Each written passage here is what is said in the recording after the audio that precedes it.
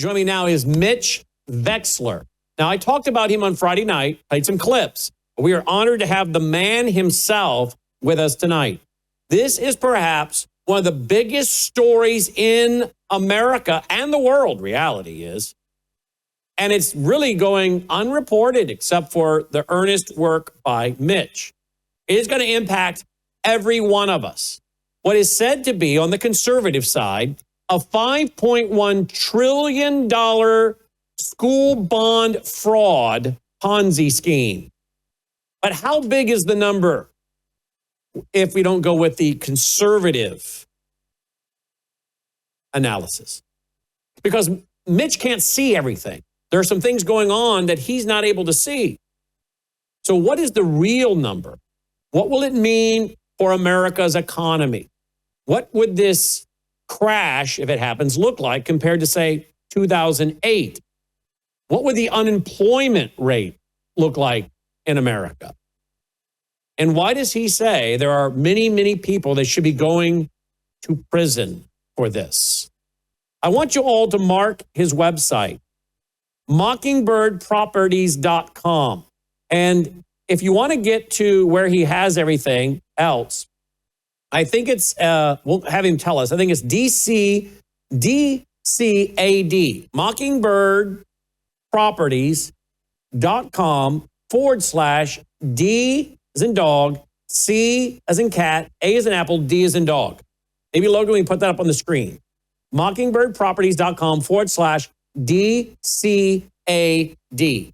But I mean, you can put it on the screen and show the actual how you spell it. Because I want people to get there. Because when you do get there, this is what you'll get. Everything he's been doing. A request sent to the SEC for support. His letter, his amicus brief to the Supreme Court of Texas. Now, folks, this involves all of us. He's using Texas as kind of the jumping off point because he lives in Texas. This is going on across the nation. And as I said, it is a huge story. And we're going to do our best to help him get this story out. Thanks to all the other people, Chris Martinson, Daniela, and others that I've watched interview him. But we're going to try to help get this out to more people, send this to many of my other conservative broadcasting friends so that we can also then get this to the attention of the Trump administration. I'll be sending it to some of my friends inside the DOJ once this program is posted online tonight. Joining me now is Mitch. Mitch, welcome to the broadcast. Thanks for being here. Thank you very much for inviting me. It is a monster of a story. It is a huge monster of a problem that does have solutions, but you can't get to the solutions unless those parties that are unfortunately culpable in aiding and abetting this criminal conspiracy to defraud change their tune and say, we have a problem. We need, be it the state, to sit down with the federal government and fix this before it blows up. And the problem being, if it blows up, it's financial annihilation versus what I'm calling constructive demolition. There are solutions, but negotiating with myself isn't going to get the job done. How much time do we have, Mitch? As much as you need. No. Oh, before it blows up, you mean? Yeah, exactly. Well, part of the problem is it's blowing up now. So if you realize what these problems are, so let me just give you some statistics. 37.8% of the household population across the United States is in harm's way of bankruptcy and or losing the roof over their head. That total amount is 42 million households. So to be very clear of this, that is the U.S. economy. You hurt mom and pop, de facto, you kill off the U.S. economy. The stock market is not the U.S. economy. So any school district that raises bonds has a high probability of being involved in the bond fraud itself. And the rating agencies have AA, BB. Those ratings aren't worth anything. These bonds are sub-junk, just like what happened in 2007 with Lehman. The bonds are sub-junk. Why? Because the bonds are raised based on the theory that we have, quote, an unlimited tax. First of all, there's no such thing as an unlimited tax. Second of all, the fact that the bonds are being raised based off of a fraud. It's fraudulent overvaluation of your property taxes and fraudulent overtaxation as a result of the overvaluation. So you end up with in reality what is a compound cumulative effect of interest that is outstanding on fraudulent bonds going all the way back to the year 2000 that we've been able to track. Those original bonds have never been paid off. They've been rolled out and the interest rates rolled up over that time frame. And we even have a chart that goes back to when Governor Abbott himself was the Attorney General of the state of Texas. That chart claims that the bonds would be paid off in 24 years, 2024. Well, that original chart started up in the upper left-hand corner, went down to the right-hand corner. If you take that chart and flip it upside down, that is what happened. All that compound cumulative effect of the interest on top of annual raising of more bond money has created the predicament where we're in, which is the median household income of mom and pop cannot, under any circumstance, pay for these outstanding fraudulent bonds. The bond rating agencies are wrong. The underwriters are wrong. This whole thing is an entire Ponzi scheme. And as you mentioned on our website, we've got all the evidence. And the evidence is irrefutable to the point where two courts prior to the Texas Supreme Court have admitted that fraud has occurred. What's happening is that they're stopping that fraud from being heard under the theory, it's not just Texas, it's across the United States, which is that the Appraisal Review Board is the final determiner, the exclusive authority, and that simply can't be true. So it's the combination of all of this where these government entities are pointing the finger at each other, yet nobody is willing to stand up and look at the pink elephant dancing in the room, which is the simple fact that the median household income cannot be paid for to cover off the fraudulent bonds. Okay, let me stop right there. Exist. So you're saying, I'm taking some notes here. I dropped my pad on the floor, but the boys picked it up for me. 37% of Americans, 37% of American homeowners, 37% of American homeowners are at risk of losing their homes due to the continuing increase of their property tax, which are based on fraudulent evaluations, fraudulent appraisals. And that comes out to 42 million homes, correct? Yes. Now, you mentioned in your writings that the average home and the average person in America is about $9,000 away from filing bankruptcy, of which 7,000% is their average property tax bill. So $9,000 is the difference between not being able to pay their bills and paying their bills. And 7,000 of that 9 is already taken for property tax. So if you continue to raise their property tax, which is going on pretty much every year, your tax bill goes up, then they're going to reach a spot where they can only pay their property tax, not everything else, or they choose not to pay their property tax because they have to buy essentials, and then they lose their home. Now, is this the goal? You know, I hate to go all conspiratorial on us right out of the gate, but is the goal to crash the housing market so big hedge funds can come in and scoop them out and rent them up? Because wasn't it the World Economic Forum that said by 2030 you'll own nothing and be happy? Well, first of all, the World Economic Forum should be wiped off the face of the earth in a matter of nanoseconds. They don't deserve to exist. Second of all, I don't think so, because what you end up with is the ultimate war of 1776, which is taxation without representation. And if a government entity showed up in mass to take an entire subdivision by virtue of people in the subdivision couldn't pay, so now their houses are being foreclosed on, well, what exactly do you think is going to happen in the state of Texas? Right? We have a serious problem here. The object of the idea is to stop that from happening. And there are solutions. But the problem is that when you have literally got right now what I'm calling systemic moral hazard, it's systemic, institutionalized moral hazard.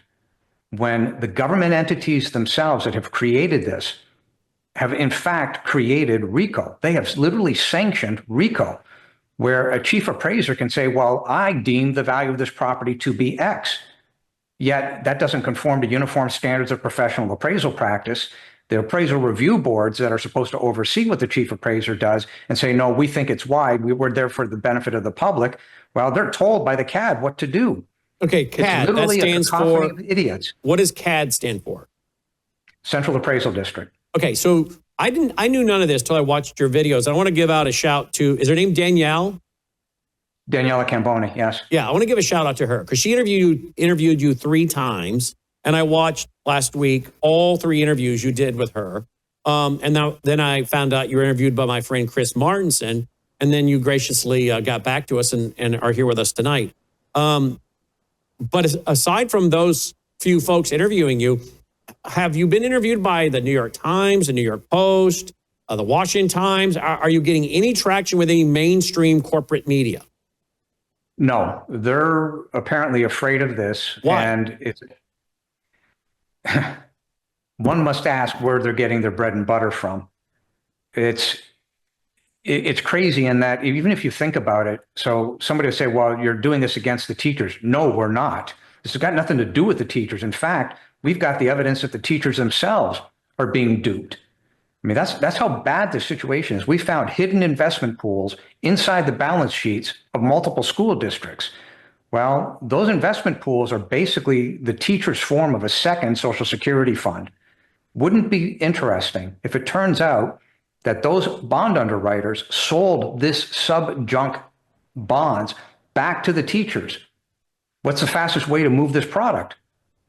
Put it back over here in a portfolio that nobody's got access to, where the public can't see it. So over and above that, if you think about it, teachers rent apartments, teachers own homes. Why would the teachers themselves be upset about what it is that we're doing? Because it saves everybody money. And to take it up one notch, just so those people who think, well, this doesn't touch me, whatever. Yeah, it does. If you go to a grocery store and you buy beef, if you go to a grocery store and you buy vegetables, the beef and vegetables come from a farm. If you go to Starbucks and you buy a cappuccino, do you realize that there's 7 elements of real estate in your cappuccino in the morning? So the point of the matter is the inflation that you're seeing by virtue of price, by virtue of rent, what's over your head, that inflation comes from 2 sources. One of which is the Federal Reserve by virtue of printing of money. The other one of which is the central appraisal districts, which are controlled by the school districts. They're 83%, the school districts are 83% liable for the bonds that are raised by virtue of your tax dollars. So give or take, 83% of your real estate tax dollars are going to these school districts to carry bonds that cannot be paid for. And with regard to the median household income, it's really important, where you were going a minute ago, to understand that, well, my real estate taxes are 2%. Yeah, no, they're not. Go and look at your median household income and take the effect of that 2%. That's 2% on the value of your property, not on your income. On your income, it's give or take close to 9% of your effective gross income. The value on your real estate has got zero to do with how to value real estate, which is under uniform standards of professional appraisal practice. You can take that document and every associated document, including the appraisal foundation itself, and light it on fire.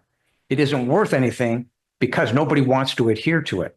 The CADs ignore it. Now, we reversed engineered it. We put it into our spreadsheets, and it is good documents. There's nothing wrong with it if it's adhered to.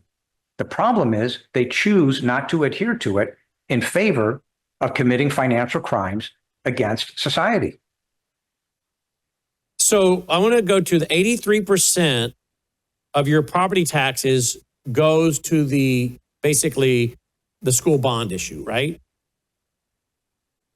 In reality, yes. Okay. Yeah, so it goes to school districts, yes. So the rest goes to what? Fire departments, police departments?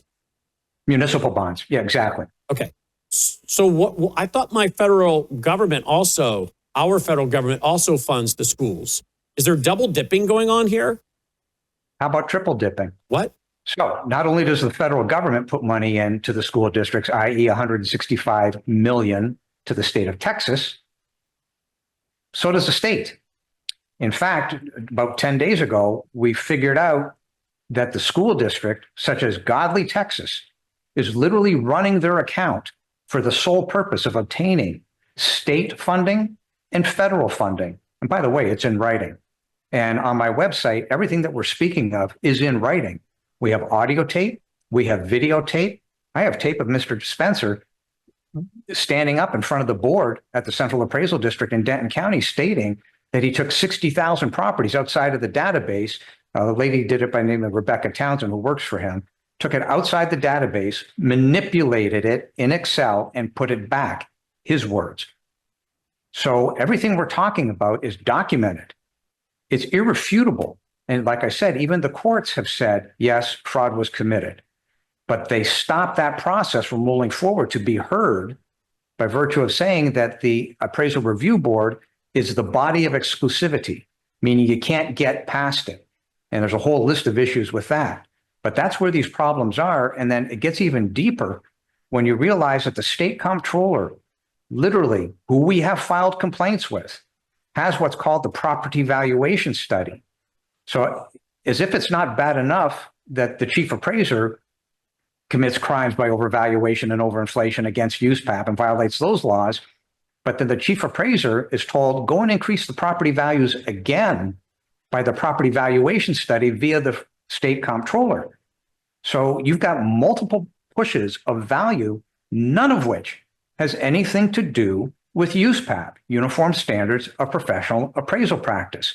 They are literally creating values on the back of mom and pop to hit a predetermined budget number as established by your local school district. Wow. And okay, I want to stop you right there. So 83% of my taxes for my property goes to the schools. But then we have the state, and I'm guessing the state here in Tennessee, we don't have a state income tax, but we do have a corporate tax, but we do pay sales tax. So I'm assuming we also have a state lottery, which supposedly funds education. So what I'm trying to figure out is how much money do the schools need? If they're getting money from the state, if they're getting money from the federal government, and they're getting money from school bonds, it seems like the schools should be more than well funded. So where is all the money going? And I have to assume it's going to $250,000, $300,000, $500,000 salaries and perks and pensions and all kinds of stuff, right? Yeah, it's a lot worse than that. So we have submitted a document under the Freedom of Information Act. It was 15 pages to the Attorney General's office of the state of Texas. The first response was, well, we're not the repository of the documents, yet we have the evidence they've got the documents. A few days ago, another response shows up that says, give us $3,877 and we will give you those documents. Well, okay, we have a problem here. You said you weren't the repository of the documents, and you said, give us $4,000, and all of a sudden the documents will appear. We obviously have reach. What we're doing is of interest to the public. So the question is, were you lying on the first response or are you lying on the second response? My response was, okay, give me a line item detail of every document you've got that totals up to $3,877. That was sent out on Friday. So far, no response. Why is this so important? Well, the answer to your question is, what's the proof of all these problems? Where's this money going? Believe it or not, between these balance sheets of these school districts, they have something called an interfund. And the interfund is very interesting because although I don't have the proof, wouldn't it be interesting if the general fund for the state of Texas was literally being used as a USAID slush fund? Oh boy. Where money is moving from one entity to the other because there are so many holes in the dam that there's an accounting division at the state comptroller's office that issues a check to cover the hole in the dam. The dam is leaking. The median household income doesn't exist to pay for this debt. But I want to go back for 1 second so you're clear. These school districts should never, ever have been allowed to get access to the bond market in the United States of America. They were, and that is what has created this institutionalized systemic moral hazard. When did that start? As far as we can tell, give or take around the year 2000. But what happened, compound cumulative interest is magnitudes larger now than the original principle. So this interfund is literally being used to shift money from one entity to another where the public can't see it. And that's part of the problem. That's part of the systemic moral hazard. Minute, are you saying that between the federal government, the state government, the school bond, that there's more than enough money to fund the schools? But No, what I'm saying is that the schools can fund themselves on the local taxes. okay, the schools This can whole fund. thing is a scheme. Okay, so the schools can fund themselves on the local taxes. Are you saying local sales tax or property tax? No, just the local real estate tax. In order to fix this problem, part of the solution is obviously the school districts can no longer have access to the bond market. That's over. But just to be clear, the federal government themselves, to the tune of 165 million, is being ripped off by the school districts. That money doesn't that's need just to for the come in. state of Texas, 165 Yes. million. Right. So okay, help me out here. All right, so you're saying we could fund the whole schools on the school bonds, but then you add in the state money and the federal money. Is that state and federal money being used to come in and make up for the shortfall of these fraudulent bonds and the compounding interest? Exactly. That's the problem. See, when you add up all these dollars, give or take, the state of Texas owes about $606 billion in outstanding fraudulent school district bonds. That's what is out there, give or take. Now, I know that it's more than that. We can't see the 313 agreements. We What can't does see that the mean? off-balance sheet shenanigans. What's 313 mean? What's that mean? 313 agreements are used by the school districts, or basically a giveaway that's promoted by the state comptroller, a whole other problem. So far, we haven't found a single school district that's made any money on the 313 agreements, which begs the question, why do they exist? We can't see the energy contracts, which again are another wish list on behalf of the state comptroller. Well, we should go and invest in X. Then they have giveaways, such as what happened with the Samsung plant. And I'm not objecting to what Samsung got in terms of tax relief. That's not the problem. The problem is it's on the backs of mom and pop. Samsung got a 97.8% tax abatement. Yet immediately the school district turned around and said, give us, you, the taxpayers, give us 147 million so we can go build schools for 300 students that are a result of the new employees coming in. We can't see all these financial shenanigans. We know they're there. We've seen the contracts. But again, we've asked for the evidence through the Attorney General's office, who's claiming, well, we don't have it. Then they say, well, we'll give it to you. But so the point of the matter is one division of the government is covering for the other division. Okay, They're so literally pointing the finger at each other. Is this, and again, I want to make sure our audience understands, you're using Texas because you're from Texas, and Texas is an example. But this is going on all across the country to the tune of at least 5.1 trillion. I'm about to ask you what the real number you think is, according to a financial friend of yours.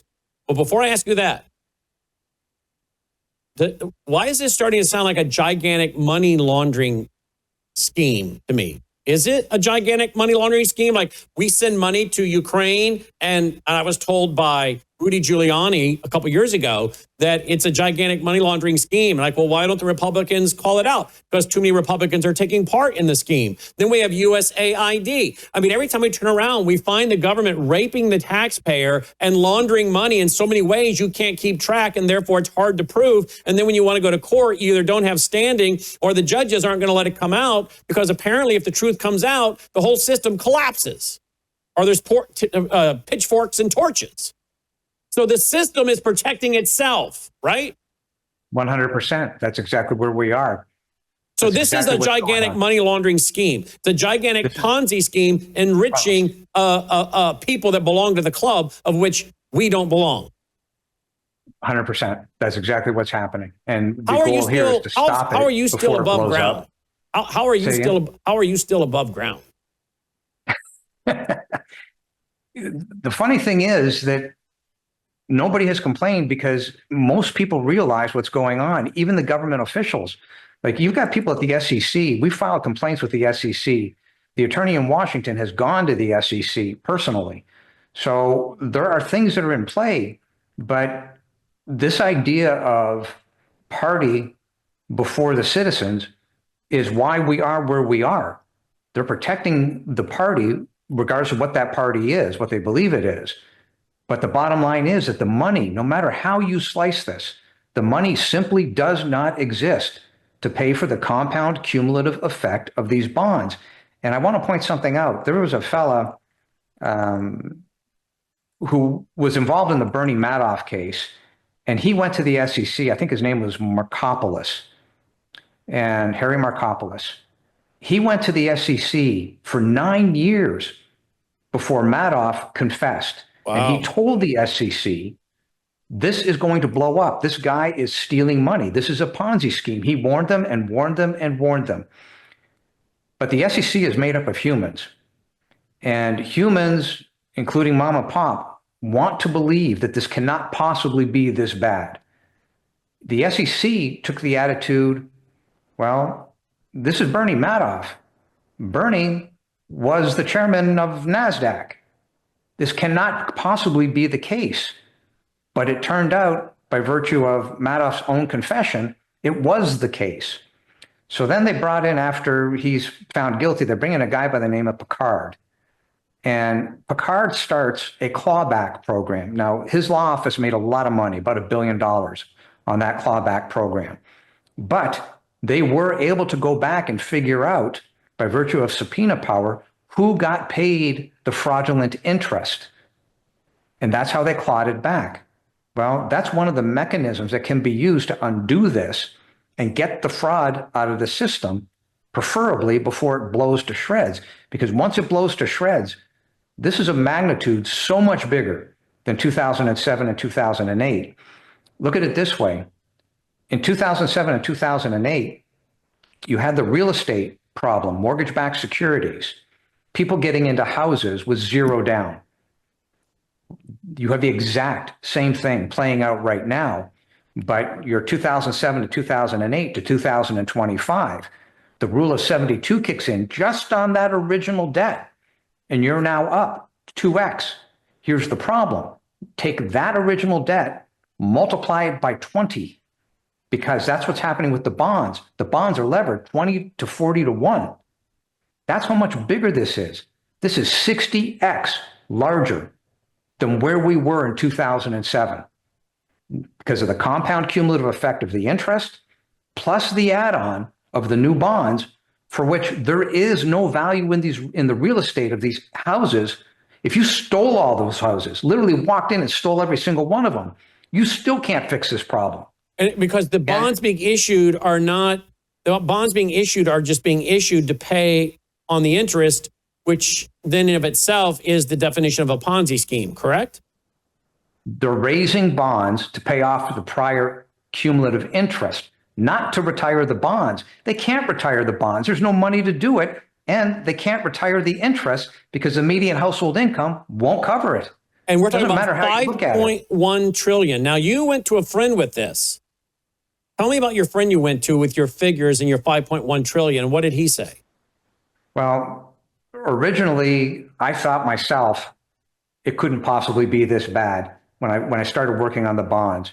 So I took it to two people that I know at MIT, and I said, double check my math. And then I also took it to a fellow in California who's very familiar with the appraisal laws and double check my math. All three of them came back and said, yeah, you're right.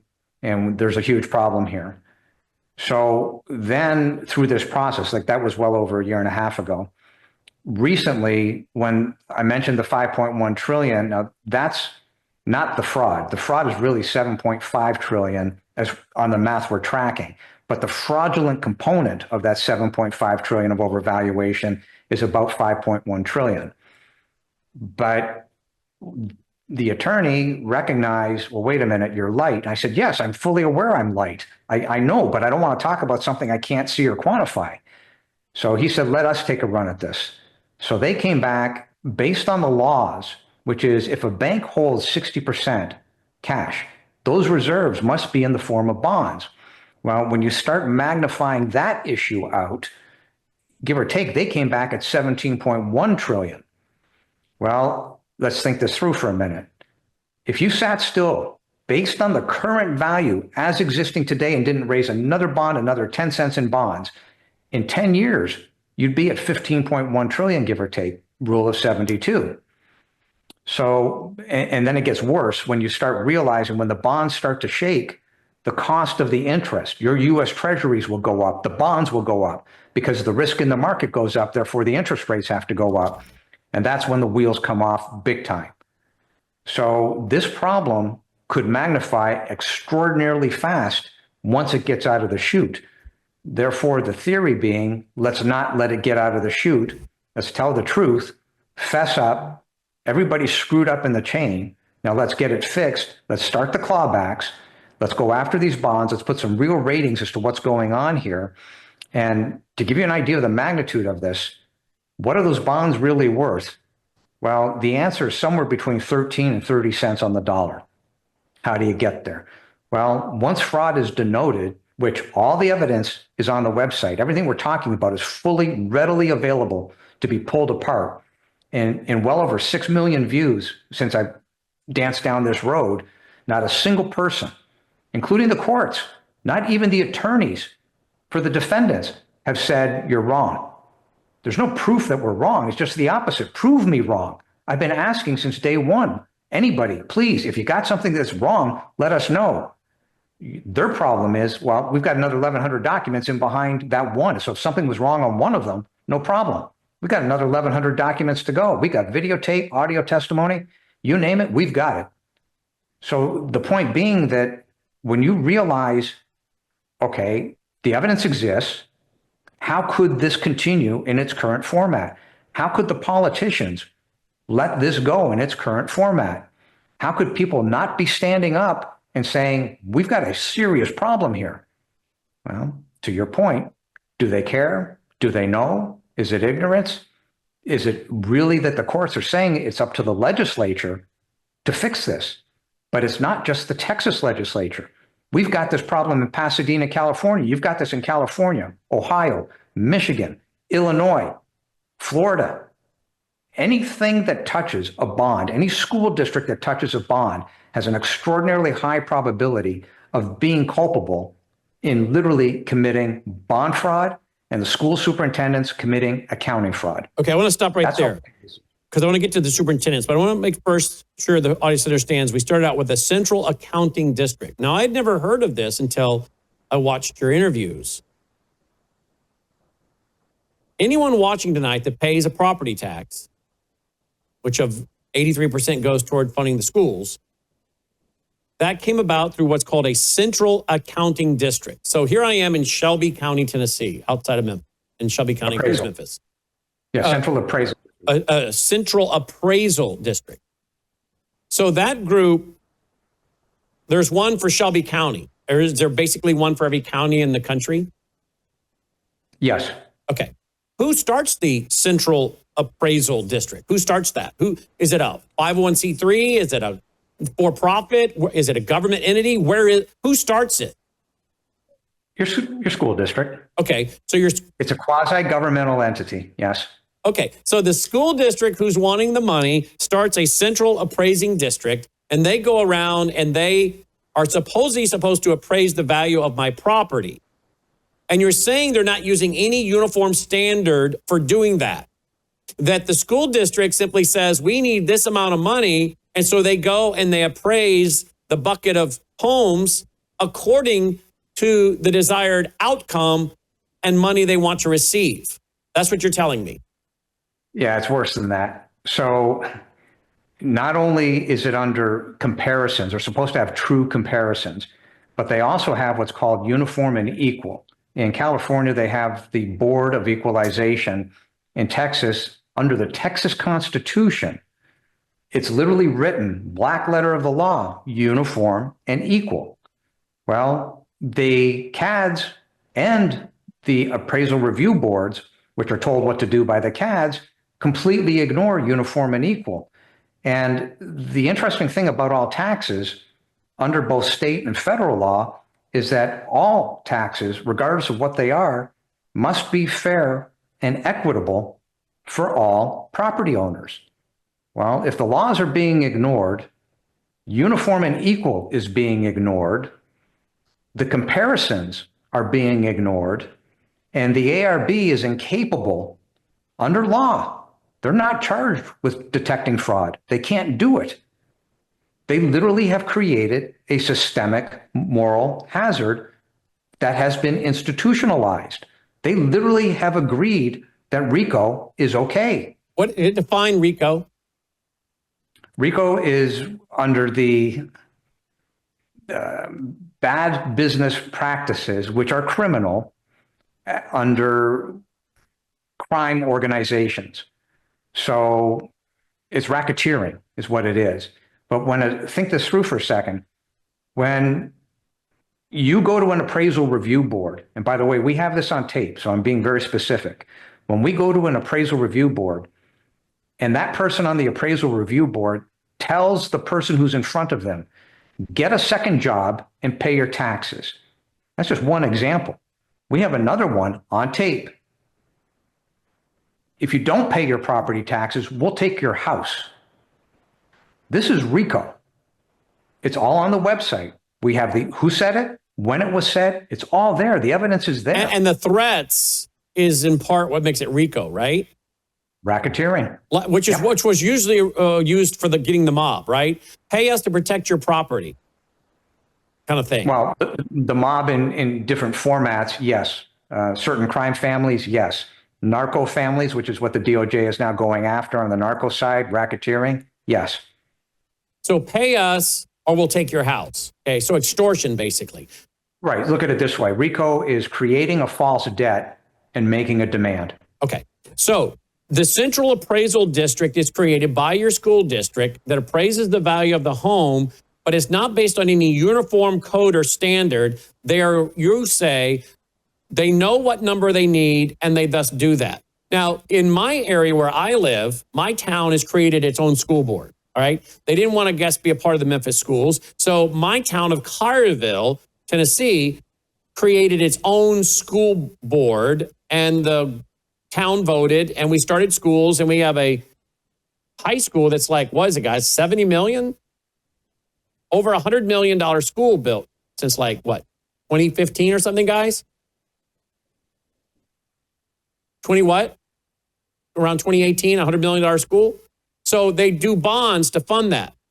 Are you telling me that this is more than likely going on in my school district as well? Are you telling me that there's not uniform standards by which to appraise the property values of my home, but that they knew the number they needed and that's how they arrived at it? And how does this impact some of the more poor folks literally on the other side of the track? In our town, you go over the train track and you have a much depressed area of very, very low income people. How does that impact them? Or do they deliberately take that into account, thinking you can't get blood out of a turnip, so let's go after the other side of town and soak them? Do you know? Yes. So remember what I said. It's uniform and equal, regardless of where you are, for the applicability to everybody. And that can't happen when you've got poor areas and they put what they believe they can't get off the poor area back onto the backs of mom and pop. By definition, that cannot be uniform and equal. Therein lies the problem. If they're raising bonds, that more than likely will point to the fact that they're guilty. But the way to find out real quick, if you look at the outstanding school district bond in your community, and then you look at how many houses are in your community. Let's look at households. How many households are in your community? You divide those two numbers, and all of a sudden you will find massive amounts of money outstanding per household. Then look at your median household income and say, can I pay this off? Because in fact, what they've done is they put it on your back.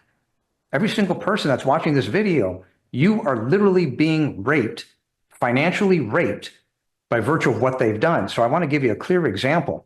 In Argyle, Texas, which isn't too far from where I live, the outstanding compound cumulative interest plus the bonds is $343,000 per household. Now, the average household in Argyle is worth $450,000. So if you think the median household income is going to have a hard time paying the $450,000, how exactly are they going to pay $450,000 plus another $343,000? You see the problem? They can't. The median household income does not exist. There's another one, Godly, Texas, and this is everywhere, but Godly, Texas comes to mind. So Godly, Texas, outstanding fraudulent school district bond debt, $120,000 per house. The median household value in Godly, Texas is $160,000 per house. Most people in Godly, Texas can't pay their first mortgage, never mind the fraudulent second mortgage that they don't even know it even exists. And Godly is in such bad condition. It's in worse shape than Detroit. And I put it in writing. I sent a letter over to Helen Kerwin, who's the Texas state rep. And I literally said, you may as well get a D9 dozer, start at the north end of Godly and start pushing. There's nothing here to save. This is beyond help. And it's horrible. It's horrific for the people that live there. But think about it. If you go to Godly, Texas today and you say, I'm going to buy this house, do you know what you're buying? You're not buying a house for $160,000. You're buying a house for over $300,000. And it's getting worse by the year. Godly, Texas is literally in the process, as we speak, of trying to raise more fraudulent bonds to cover off the prior bonds. We have every stitch of this documented. And that's the problem with all of this. There is no money to pay for it. And anybody that says that it is, prove it. Show us. Come on video. I mean, this is so bad. I knew they weren't going to take me up on it, but I literally offered the Texas State Finance Committee, all 31 members, to debate me on these topics. And of course, nothing ever happened. But the point of the matter is the evidence is irrefutable. So how do you as a legislator and legislator sit there knowing what the problems are, knowing that criminal complaints have been filed? And that's a really interesting topic. They do nothing. But do you realize that criminal complaints have been filed against the executive branch of the state of Texas over this? There's no comeback. The facts are the facts. Governor Abbott sits on the bond review board for the state of Texas. And there's a litany of questions over that issue. But the point being, does it matter that people go to jail? Well, that's to be determined. I'm not capable. That's up to a judge. But the crimes have absolutely been committed. And with regard to the executive branch, Chapter 42, U.S. Code 1986, knowledge of a crime and power to prevent. On my website is a document called violations.pdf. It's 10 pages of violations of law under USPAP, state law, and federal law that nobody can get away from. These are all facts. This is the evidence, and we've got it all stacked financially. Well, if you knew there were problems and you receipted criminal complaints and you chose to do nothing about it, by definition, you're aiding and abetting a criminal conspiracy to defraud. Now, does the superintendents, your average superintendent in America, most of them have their degrees like PhD in education. They're not economists. That they don't, if I were to say define inflation, too many goods chasing too few goods and services. Most of them couldn't define inflation. Their degree is in education, Maybe if they watch a show like this or are interested in economics, they might know, they're a studied adult. But the average superintendent doesn't know economics, unless that's what their degree was, part of their education degree. Most of them don't know this kind of stuff, is what I'm gathering. So do they know this? Does the average superintendent know that there is this much fraud in school bonds? Well, let's look at it this way. Whose signature is on that document that you pass off to the state comptroller saying we need X amount of money for our bonds to get them to sign it? It's the school superintendent's signature. By the way, you, the school superintendent, work for a board. The board at the school district signed an oath. It's an oath of office to protect and defend the Constitution of the state of Texas and the United States of America. You violated the oath, and at a minimum, that's a third-degree felony. With regard to what the amount of money that these people get paid, let's talk about that for a second. In Texas, it's between $383,000 and $534,000 for a school district superintendent. They're literally being paid to commit accounting fraud. They signed off on it. The board allowed it to happen. These facts are irrefutable. So when you look at the accounting side of this, that they would say they're going to try and pass the buck, and they're going to say, well, but the accountant told me. Okay, let's talk about that for a second. The accountant, by law, is supposed to be an auditor. So people are conflating this idea, well, the auditor is an accountant. No, the auditor is not an accountant. An accountant is an accountant. An auditor is an auditor. And the auditor is supposed to respond under what's called the Yellow Book, which is the government standards for audit. So far, we haven't found a single auditor at a school district that is operating under that auspice. That is their requirement. They're not doing it. And so again, people, this whole thing is set up to literally point the finger from one entity to another, but you can't get away from the underlying facts, which is the money does not exist to pay off these debts. Mom and pop can't pay for this. And it doesn't matter whether they're on the wrong side of the track in a poorer area or a rich area. You can be a millionaire. You can have $1 million home. You're going to wake up one day if they keep raising these taxes, and you're going to end up in $1 million home having to write a check for $48,000, $50,000, $60,000 to keep the roof over your head if that house is bought and paid for free and clear. So what's really going on is your equity in your house is being stripped. Mm-hmm. So if this collapses, did I hear you in an interview, Mitch, say you're looking at a 35% unemployment across the country? In the Great Depression, at its worst moment, it was about 25% unemployment. The problem here is that you have people, tens of thousands of people that have already lost their homes, A, due to foreclosure, or B, because they simply couldn't afford it and had to move elsewhere. And this problem, you don't have to go very far to look to see it. It's there. When you see the amount of people that are showing up in the streets, and yes, a lot of people have psychological issues, et cetera, but look at the stress that this would cause on a family when they don't have the money to pay for the roof over their head. That's going to create psychological issues in and of itself. It's called post-traumatic stress syndrome. There's all sorts of problems associated with this.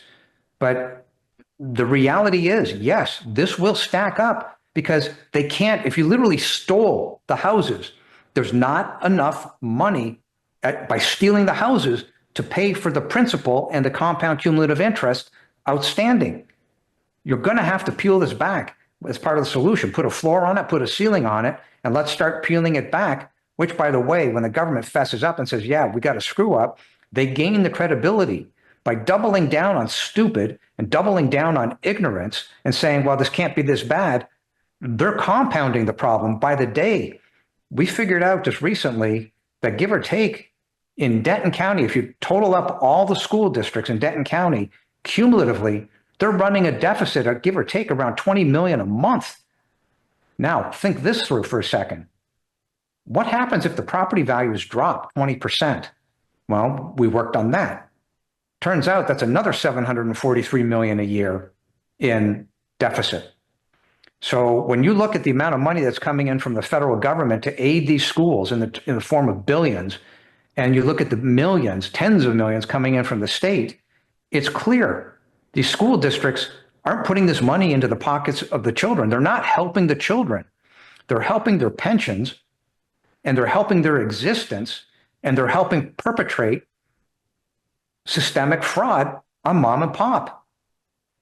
This money isn't going to the children. No, it's not going. That's what I always hear. You give a quote by Thomas Paine about, fraud wrapped in morality. What is that quote? The road to hell is paved with good intentions. So at some point in time, that statement is extraordinarily true. If you could look back in history, you could say, well, they had good intentions. The problem was they never understood the rule of 72. They never understood the eighth wonder of the world, which is compound interest. And if you go back all these years, Thomas Paine was from over 250 years ago, but his writings, and I've got his writings on my website with regard to taxation, all I can say is this man was clairvoyant, because we are here today over those issues.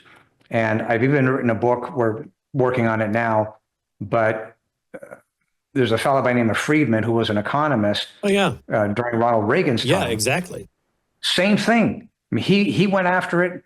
And when you understand how the Constitution itself came about through George Washington, it was Thomas Paine's writings to George Washington that helped frame the Constitution. But when you study the writings on taxation, the word clairvoyant is an understatement. He got it right. Friedman got it right. Hayek got it right. What we are right now, where we are, is that the bond rating agencies, the underwriters, the school districts, the government itself, the state entities, state comptroller, the executive branch, every single one of them got it wrong. Now you have to ask why. Is it really relevant? The why? Because mom and pop are going bankrupt left and right because they can't pay these real estate taxes? That's why we need the help of mom and pop across the United States. And we're gearing up to accomplish that. You give the quote by Payne, no uniformity of law and no uniformity of application under the law Yes. means no law. You also have another one by Payne. The greatest tyrannies are always perpetrated in the name of the noblest causes. It's for the children, don't you know? When all other rights are taken away, the right of rebellion is made perfect. I mean, that's where this is headed at some point, pitchforks and torches. If people have worked their whole life to pay off their house and their equity is being stripped out of their house, then you keep raising their property taxes. You mentioned some guy in Ohio that's a Vietnam veteran or something. Yeah. Tell me that story. His name is Bob Hall. Bob is 84 years old, a vet on fixed income, bought his house for $24,000. He's being commanded to pay. He paid one last year. It's $3,600 of money he doesn't have. And coincidentally, I just heard from him this morning asking me if he should pay or not pay under protest in January. And I responded and said, look, Bob, if you can afford it, pay it, do it under protest. But in the meantime, find a pro bono attorney to pick up this case for you. There will be one there that will do that. And so in let me Ohio, just say, he paid how much for the house? I'm writing this down. He paid $24,000. Okay, then that was obviously years and years ago. Yes. He paid it off. He's a vet. And now he's being asked for $3,600 in taxes every year? That was last year. I don't know what it is this year. And he can't afford to pay it? No. And this gets to the point. If you bought a house for $24,000 and they are taxing him $3,600, they're taxing unrealized gain because he's never sold the house. How is that not illegal to tax me for the value of my home when A, it's not uniform, they're guessing, apparently rigging the number, but B, you're taxing me on the value of my home going up that I have not realized since I paid for the home. The problem is that under the U.S. Constitution, it would not be. There is no federal tax on real estate. The 16th Amendment is clear. You can only tax incomes. You cannot tax unrealized gains. Market value and or assessed value is an unrealized gain, no matter how you cut it. Then I've made the argument that under the 6th Amendment, Article 2, having to do with the Supremacy Clause, that federal law trumps state law. However, again, the courts are somewhat in cahoots in that they say, well, the state can make up its set of criteria. However, let's recognize what happened here. Thomas Paine wrote to George Washington as to how this was to happen.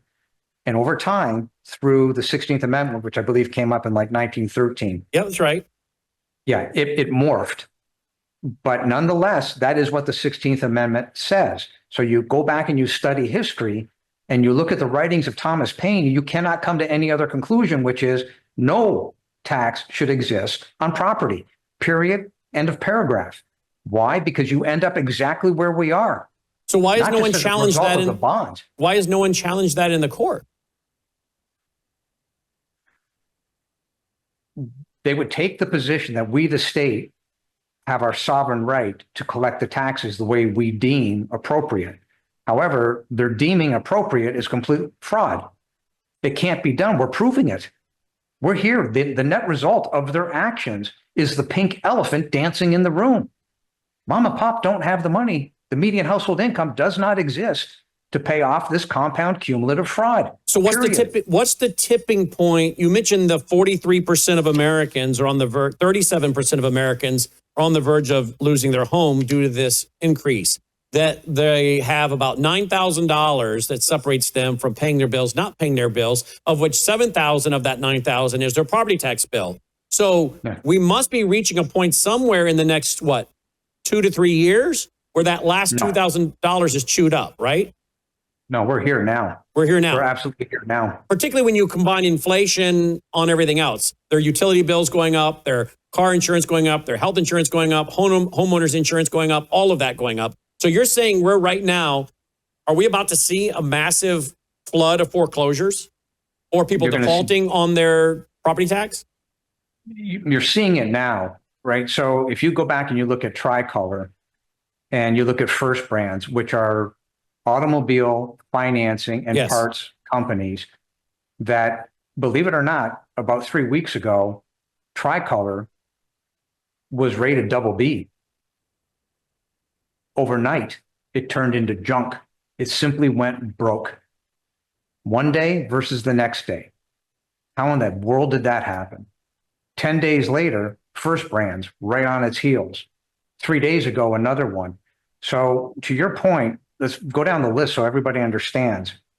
Your home, be it an apartment or your house, your home loan is loan on your house, your property tax, your credit card, your student loans, healthcare, your private loans to cover off all this nonsense, the food you buy. These are all things that have to be paid for. The average median household income across the United States, never mind specific, just go across the United States, let's call it 85,000. How in the world can that 85,000 cover off all these items? The answer is it can't. And we've proven this mathematically. It's on my website. But here's the bigger problem. Let's not argue the facts. Let's just look at the ramification of the facts. You're going to end up with an increase in hunger, and you're going to end up with an increase in crime. That's when the rubber hits the road. But in terms of the financing, as far as Wall Street is concerned, this is happening now. As far as mom and pop are concerned that are not Wall Street, mom and pop are the U.S. economy. Wall Street is not the U.S. economy. It's mom and pop. Break mom and pop, you break the U.S. economy. You break the U.S. treasuries. There's simply no way to make this work. What I'm trying to say is credibility must be restored. You've got to put a floor and a ceiling on this in order to get that credibility back in the system. Now, what does that look like? I mean, you go to the Federal Reserve and you say, this is where we're at, print the money. Well, that in itself would debase more currency. What do you do? No, you claw it back. You can't go to the Federal Reserve. There's two purveyors of fraud on this planet. The Federal Reserve is the biggest, followed by the central appraisal districts, which are owned by the school districts. You cannot print money. Printing money is, in fact, a fraud. Yes. It is, in fact, a default, right? They don't want to call it a default, but that's what it is. Right. It's a hidden tax. Well, you have that hidden tax, and then you've got the tax on the real estate, the combination of which is ending up in your food. So nothing else matters.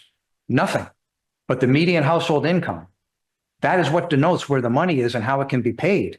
There are people that are foregoing health insurance right now because the money doesn't exist. Go to Florida, good luck getting insurance. Can't get that task accomplished either. So now they're getting hit in the head while can't afford health insurance, can't afford property insurance. All these elements that I just went through, little by little, are not going to get paid for, putting that family in further harm's risk. So going to the Fed is completely useless. And I'll make the case, and I have made the case, that the Federal Reserve itself is culpable in this problem. Had the Fed not existed for the protection of the banks, we wouldn't be here. I agree. So nothing else matters but the median household income. So what do you do? I know you've written a letter to Kash Patel, the FBI director. What do you do? If President Trump called you up today and said, I'm signing an executive order, Mitch, you're now in charge fixing the problem. I give you the powers to fix it. What would you do?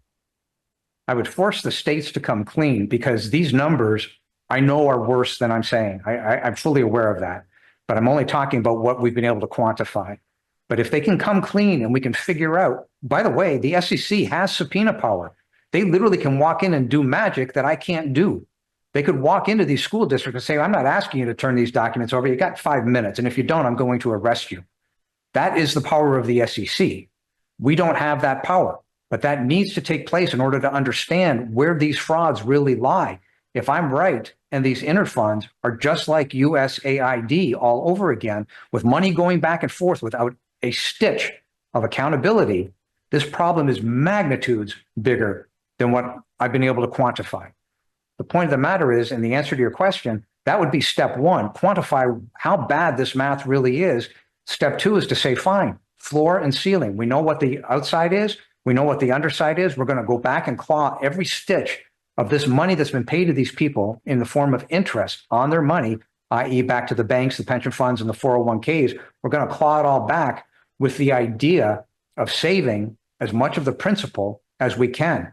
But make no mistake, they may only get back 30 cents on the dollar of the principal. All the interest, gone. It's all going to be reversed. General ledger reversals, claw it all back. Okay, so you mentioned the banks. If this collapses, how many of our local banks are holding these bonds? How much of our retirement accounts, not mine, but schools, city workers, state workers, who buys up these bonds and puts them in a retirement account? So tell me what a collapse like this looks like, and thus an unemployment rate of 35%. If the bonds collapse, the value by virtue of the fraud that has been created, because the school districts will be deemed with fraud, as will the bond underwriters, as will the bond rating agencies, they all go.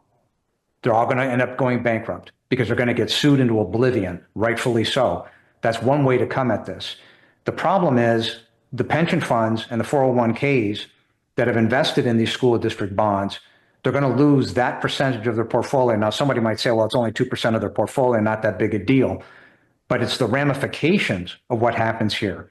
When you destroy mom and pop's pensions that they've been paying into for 30 years, you're going to have problems. You're going to have kinetic problems. You're going to have financial problems. And that's why I believe that the right way to do this is tell the truth. Let's save what we can save. And everybody fesses up. Yeah, this is a horrible situation created at the hands of the government. But the only way to get this thing back in control is to force the states to deal with the feds.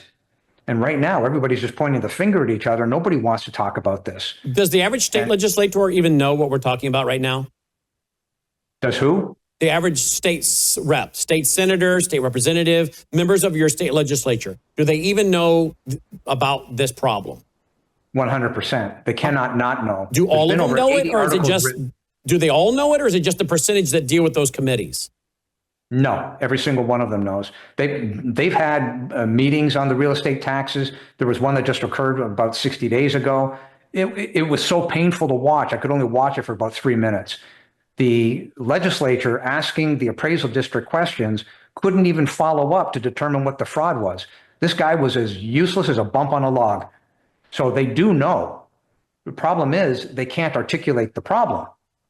They don't know the depth of it, so they're all dancing around each other. And this lady who works for the appraisal district, well, we're in conformance with the state comptroller's requirements.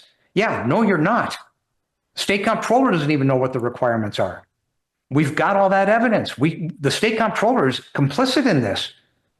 When they have the property valuation study, the state comptroller goes to the chief appraisers and says, we need more money to move money from this school district, a richer school district, to this poor school district. Go raise the property values again. Okay? What does that have to do with valuing real estate? Nothing. At some point, Mitch, aren't we talking about, and then you start adding in all the money, the trillions we send to foreign companies, USAID, the enrichment of our tax dollars to special groups, all the things we do that we're finding out about. Everywhere we turn, there's fraud. Everywhere we turn, there's fraud. At some point, doesn't the average person, taxpayer, say our problems are government? As Ronald Reagan said, government's not the solution, it's the problem. Don't we start realizing everything goes back from local, state, and federal government to the fact that they are raping the taxpayer to the point that taxpayers, as collectively as a group, say, we're done. We're done with all of you guys. We're not writing any more checks. We're not paying any more tax. And there's more of us than there are of you, and we're done. We're done being financially raped. We're taking care of our own. And you guys can go find another job. But I don't care. We'll go to voluntary fire department.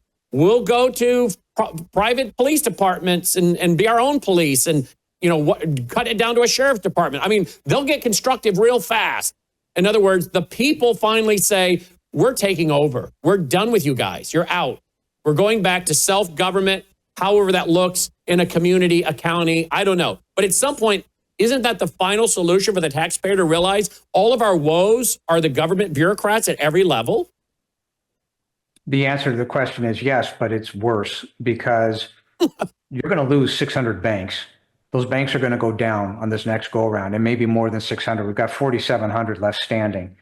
The Federal Reserve, since its inception, has existed for the sole benefit of the banks, not for the benefit of the citizens. They were there to ensure that bank runs didn't occur. It has morphed by virtue of the Treasury being connected to the Federal Reserve. Federal Reserve issues the instructions, go print money. That's how we're going to get out of this. And you can get into debates about the gross domestic product and the outstanding debt, U.S. national debt. But the point of the matter is it doesn't matter, right? The economy is mom and pop. And part of the issue has been with mom and pop apathy. They say, well, we don't understand this. This is too complex. My position is you don't have any choice in the matter because this is your money and this is your future.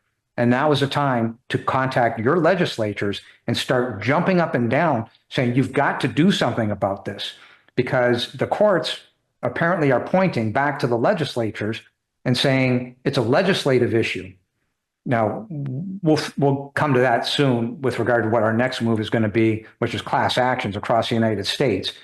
But the point of the matter is mom and pop can't sit here anymore. And it doesn't matter if you're a renter or a property owner. You're getting raped. You're losing your money.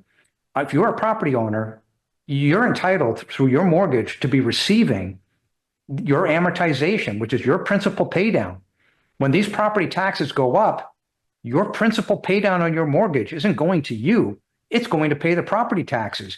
You're being equity stripped live by the nanosecond, and you don't know it. And then isn't it interesting to your other point? Do you know that these school districts can operate on local tax revenue? They don't need any of these shenanigans. Do you realize that up until 50 years ago, they used to have what was called schoolhouses? They didn't have bonds on those schoolhouses. It morphed because it became a business. It morphed because the school unions got involved and started saying, well, we need a teacher to do this and we need a teacher to do that. Your taxes are going up. The grades of your students are failing. The school districts are failing.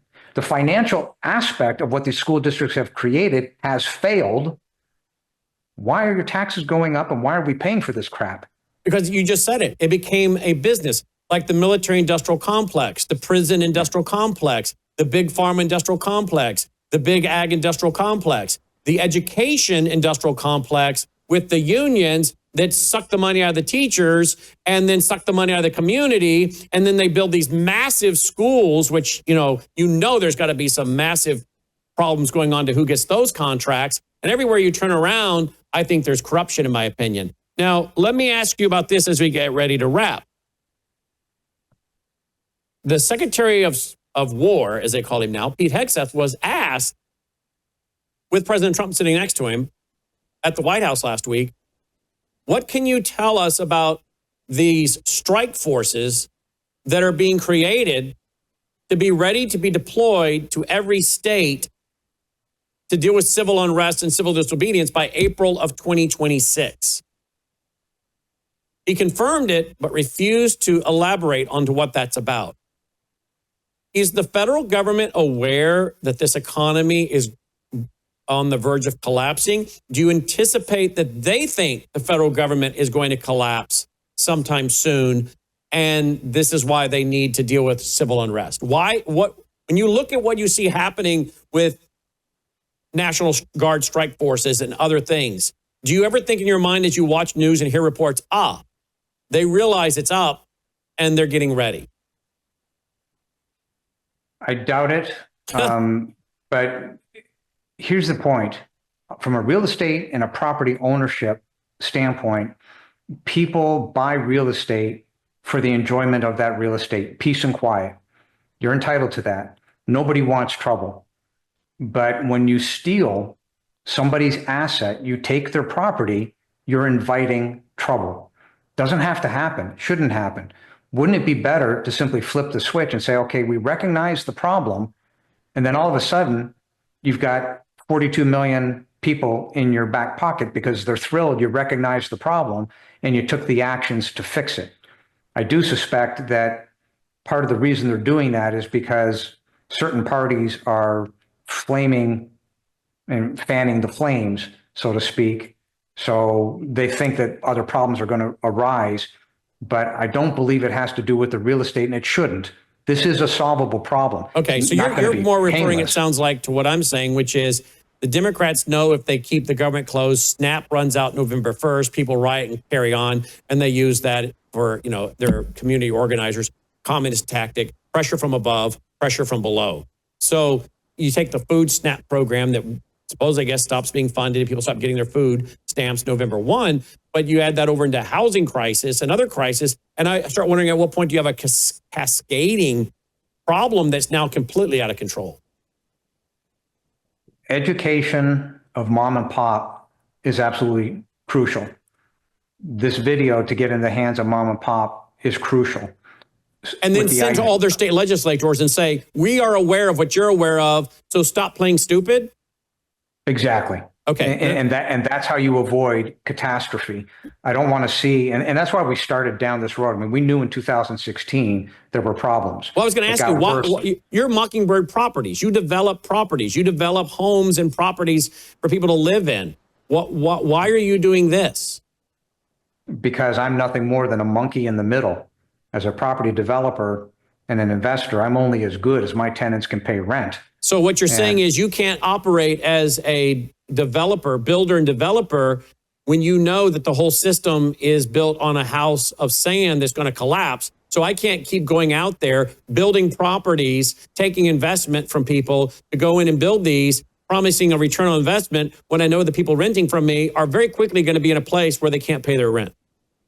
Exactly. And to that point, by virtue of the inflation that's been created through the Federal Reserve side of this account, right now today, what I could build at $185,000 3 years ago per unit is now $310,000 per unit.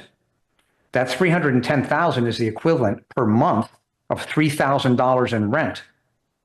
Exactly where am I going to find tenants in my building that can afford $3,000 per month in rent? Well, I know where. It gets worse. I know where, because before I let you finish that point, because we just figured that out today on radio. Because Revolver.news just wrote an article about my town, Collierville, Tennessee, outside of Memphis, where FedEx has their IT department headquartered. Their main corporation is in Memphis, a few miles away, but their IT is right here in our town, and which, of course, we all know. But I wake up to a news article on a website I normally go to find out that FedEx, which apparently hired a Indian guy, nothing against Indians or any Indian, people from India. So I don't want people to make this a race issue because, folks can come here. And I guess if I was Indian and I was offered the opportunity to pay, I'd probably come over here and do this as well. But you've got a CEO who's Indian. And now all of a sudden we have a lot of Indians coming in here. And about 80% of some of the elementary schools are kids from India who need help with English as a second language. They're filling up the apartment buildings. And I guess a lot of the contracts are going over also then the IT guys over in India. And so pretty soon, and apparently this is also on a global scale or national scale. Here's an article. Here's the article, Great Overnight Replacement, the Federal Express Decline of and Fall of Collierville, Tennessee. Well, there's another article that is right here, how Indians take over Fortune 500 companies. Now, again, I'm not against the Indians. Many of them, they work hard, they get education, they take care of their parents and their grandparents. There's a lot we can appreciate about their work ethic and their respect for their elders. My problem is with the American corporations and the government that are shipping people over here with these H-1B visas to do this. And so we have a very, very nice apartment buildings being built. They're building way too many in our areas. They are all over the country, but they're building some really nice ones. And we talked about it about a month ago on the air because they have a bunch of beautiful brick, beautiful Southern brick, colonial looking restaurants and shops, gorgeous. And we eat at some of these restaurants. And behind them, they're building these massive, beautiful townhomes that look like USA Town Square, beautiful. And you can walk out of your beautiful townhome and go shop or eat in any of these choices, right? It's planned community. And I went and I looked them up, Mitch. What a 1-bedroom cost, what a 2-bedroom cost, what a 3-bedroom cost. And I said to my wife, Who can afford that? How are they going to fill those? Because you can go and get a 3-bedroom house for about $2,000, $2,100. Who's going to pay $2,000-3,000 to live in a 1-bedroom, 2-bedroom, or 3-bedroom apartment? Well, today, I guess I figured it out. The folks coming over here on the H-1B visas who are renting these apartments to work. Does this fit into the equation anywhere? Yes. So $3,000 a month translates to roughly, in a regular market, 70% credit risk in your building. So these people that are building new construction thinking that they can achieve $3,000 a month are building probably to a 5 or 5.25 cap, which means 5 to 5.25% rate of return, assuming all cash. B, give or take 70% credit risk in that building. So how smart are you to build a product that's got 70% credit risk? The demographic shift that you're speaking of, I've experienced that firsthand in Arlington, Texas. And when it occurs faster than is trackable. You wake up one morning and say, okay, this society is moving in, this other society may have gotten old or died off, and the value of the homes are X, therefore that's what this society can afford. But that new society moving in has different tastes. They come from a different culture. Does that mean that your real estate fits into their taste and into their culture? If not, you're going to have to adapt the real estate.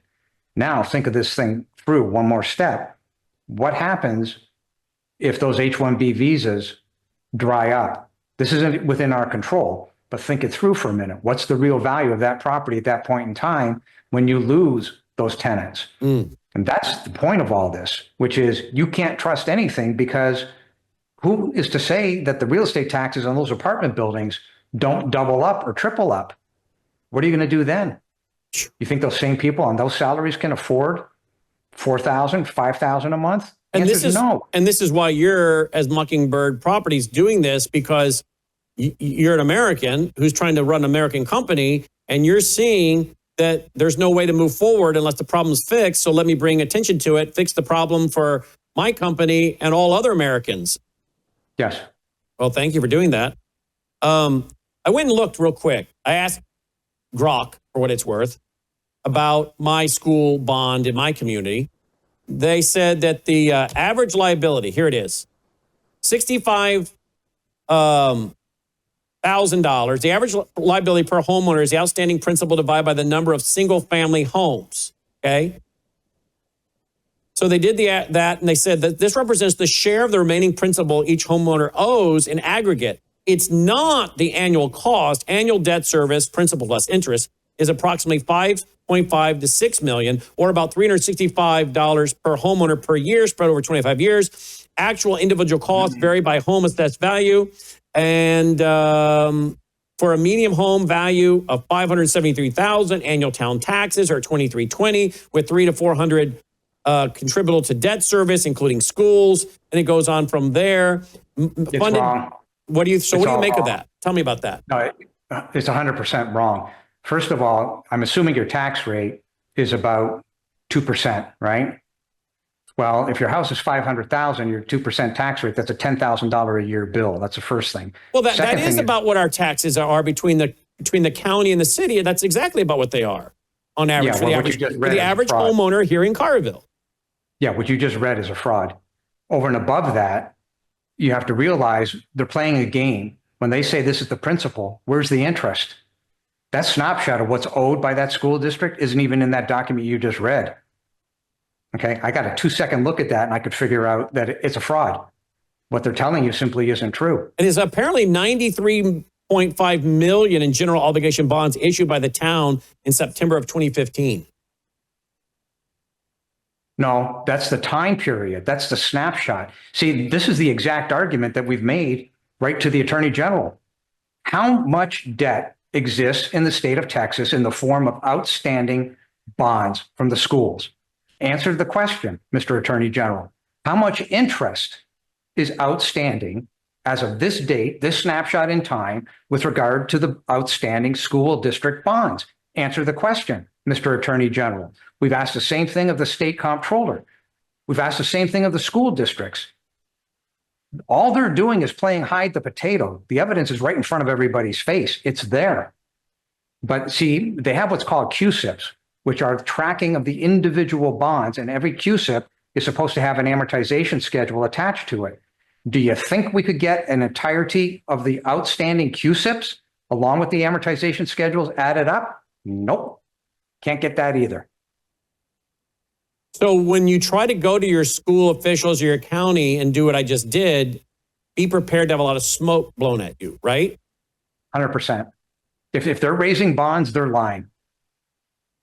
And you've never found a case where that wasn't the case?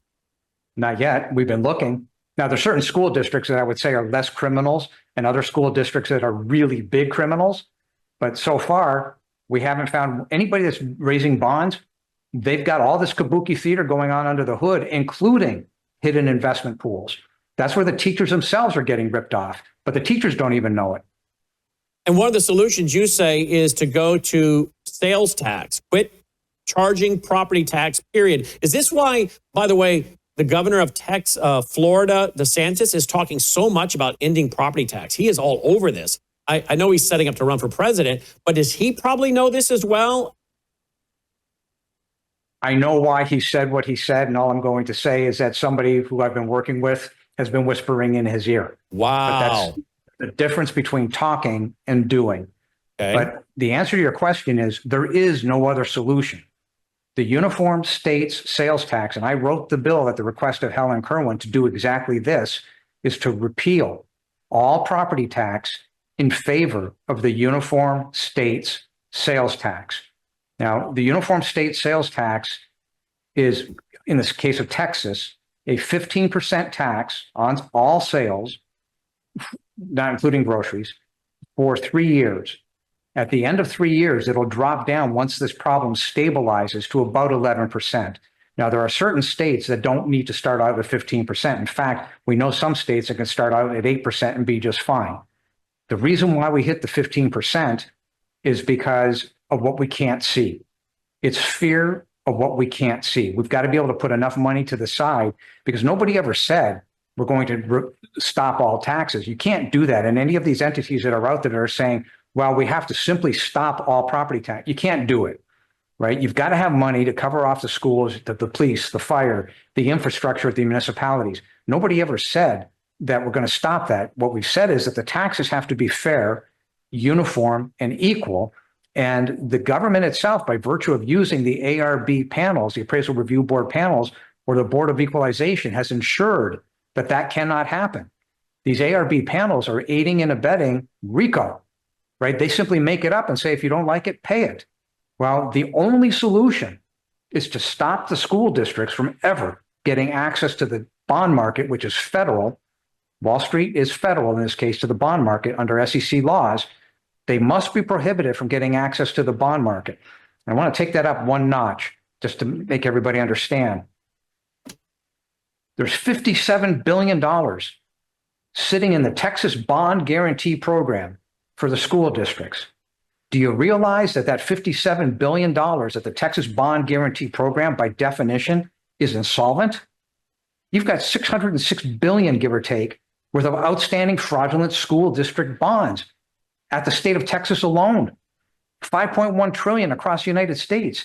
These bond guarantee programs aren't worth toilet paper. They're insolvent. The bond rating agencies have got this wrong. And to that point, if there's a bond rating agency, I wrote an article, it's extremely detailed. I literally pulled apart their ratings. And I said, okay, fine, prove me wrong. These are your ratings. You made a rating based on a bond, based on fraudulent valuations and fraudulent overtaxation of the real estate. If it's fraudulent overtaxation and fraudulent overvaluation of the real estate, your bonds are fraudulent. Your ratings at AA, BB, call it whatever you want, are fraudulent. This stuff is sub-junk. That's the reality. Isn't that something? You can't trust the bond rating companies, which I don't trust Wall Street. I don't trust the books of most of these corporations. I don't believe their books, right? Remember Enron? And so every time we turn around, the people that we're supposed to be trusting for what we're investing in my opinion, turn out I can't trust them. I can't trust their information. But they're expecting me to invest, and I don't buy stocks. I've never owned a stock personally. I don't buy stocks. I don't have a 401k. I said no to that when I was 19 because I had enough insight at 19 to know it's all rigged. And that's why I stopped. I never got into it when it was pitched to me at 19 years of age. I just invested in my own company and my own projects that I have 100% control over because I pretty much understood that most people will lie to you. They will cheat you. And now you're finding out you can't even trust the bond ratings, right? No, and this is Enron, but magnitudes bigger. So what did Enron do? Andy Fastow created something called mark-to-market. Then they lied on the mark-to-market and they levered it up in the form of bonds. Then people that had the bonds went and got derivatives. Well, lo and behold, that is exactly where we are right now. And can you mention the derivatives? Because I can't remember which bank it was, but I think we got one major bank holding more derivatives than the total global GDP, right?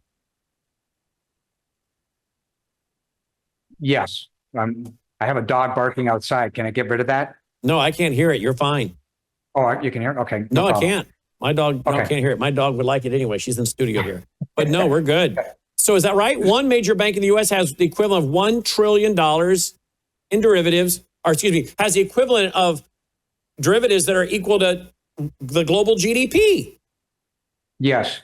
So here's the problem with the derivatives. First of all, they're not trackable that we know of. Now, derivatives are generally trackable, but the problem here is that they won't pay off. See, when the bond market collapses and it's denoted that it collapsed because of fraud, there are clauses in these insurance policies that say if fraud has occurred, we don't pay. Fraud cancels everything. 100%. So all these banks that are holding these derivatives and think that it's protection, they're delusional. Now, I don't know who's paying for the derivatives, but the reality is the fraud has occurred. There's not a single person that can say the fraud didn't occur. Even the courts have agreed it occurred. How are those derivatives going to pay off? Well, the answer is it isn't. That's the problem. So you're talking again about major bank failures as well. So anyone that's watching tonight there's going to be hard pressed if this isn't fixed for any of us to be touched by this. Everybody's going to get hit. That's why I keep saying the best solution is let's switch it to a sales tax. Let's put a floor and a ceiling. Let's get somebody like it would happen in the Bernie Madoff case, Mr. Picard, to simply say, we're going to peel this back. It's called a clawback. And we'll fix as much damage as can be fixed. This is not going to be painless. This is going to be painful, but it's better to have a little pain than end up in ultimate financial annihilation, which is where this is headed. You cannot let this go. I mean, you're running a clock by the nanosecond. This is literally like usdebtclock.org, except it's on your local school district side. This is your money coming out of your pocket being equity stripped by the nanosecond. So how do if property values drop, we're screwed. If property values drop, wow. So how does the average American prepare in your mind? I mean, I don't give financial advice. I give financial opinion just for disclosure purposes. But how do you think the average person can prepare and protect themselves? This is a very difficult problem. We literally know people that don't have debt on their houses. A lot of seniors don't have debt, but a lot of seniors are on fixed income. They can't generate this money. Even if you have a $200,000 house, you're living on fixed income and it's bought and paid for. And let's say that today the taxes are 2%. What are you going to do if it goes to 4%? You can't pay it today at 2%. Therefore, you can't pay it tomorrow at 4%. You see the problem? That's what these governments have set into motion. They're literally saying, well, we're the school district. We need the money, even though it's not going to the students. We need the money to pay for our fraud. So you go get it.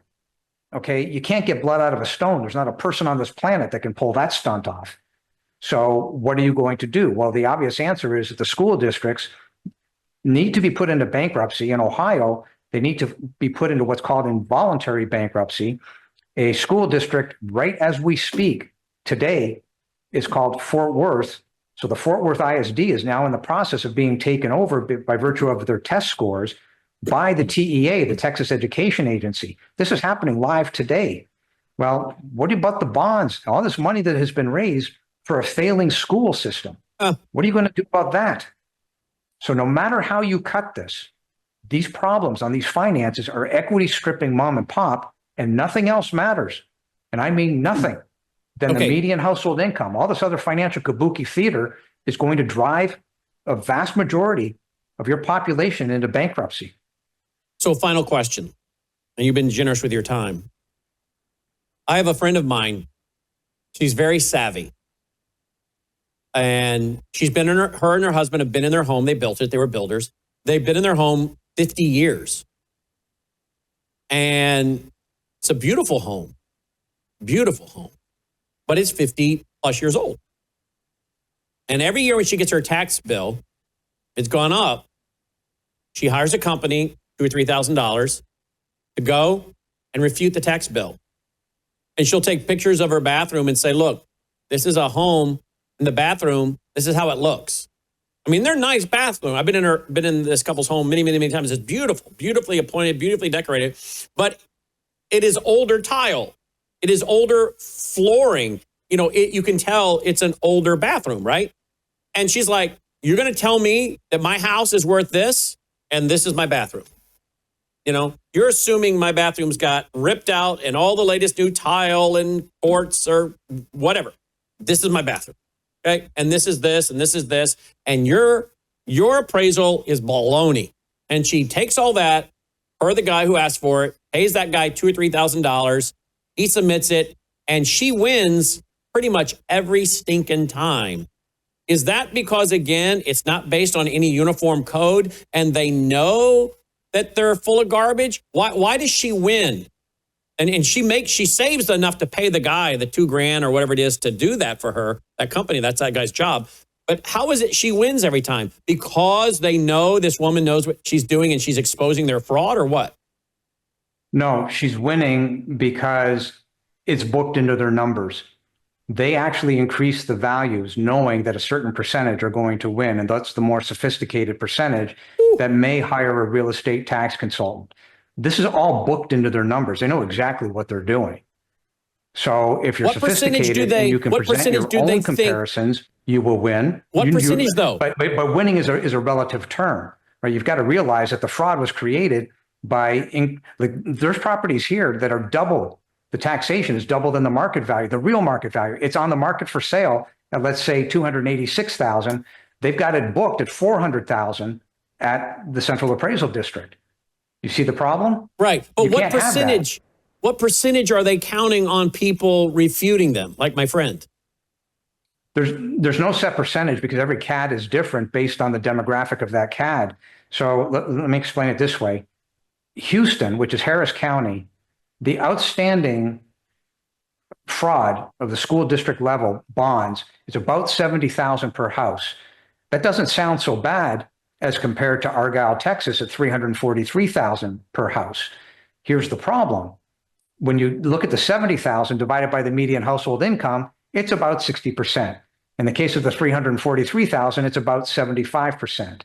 So either way, regardless, it isn't going to get paid off because that $70,000 in Harris County is compound cumulative year after year, and they keep raising bond money. They're out right now for another $1.5 billion bond raise.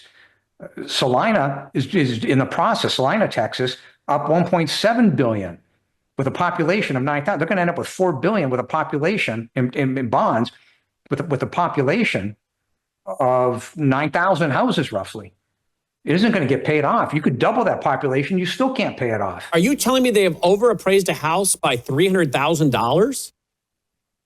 Absolutely.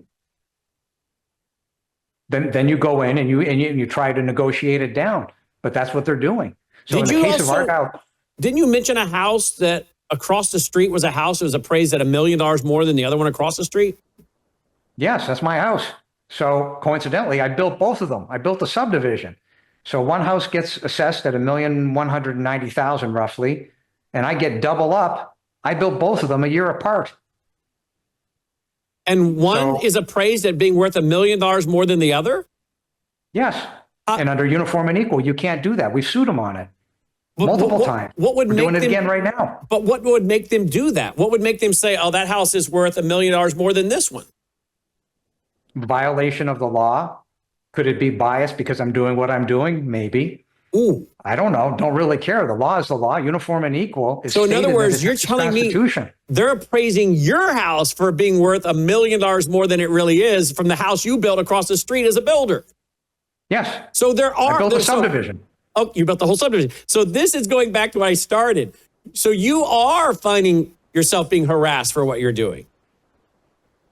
Well, I'm not in the position. I'm not the court. All I can do is point out the facts and say, Your Honor, how do you explain this? But for bias, but for prejudice, but for breaking the law.